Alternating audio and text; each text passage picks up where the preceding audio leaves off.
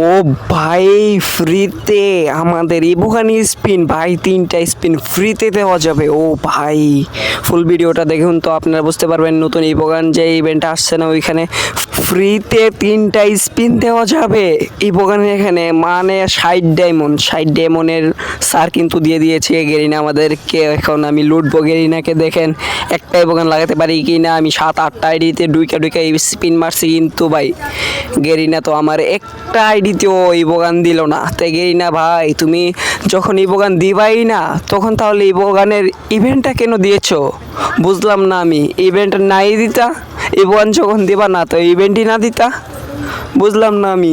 একটা ইবোগান যদি দিত, আমি 7টা আইডিতে ঢুকে 3-7-21টা স্পিন করেছি ভাই। 7টা আইডিতে একটা আইডির যদি ইবোগান লাগতো ভাই, আমি বুঝলাম না। আমি হতাশ, আমি খুবই হতাশ।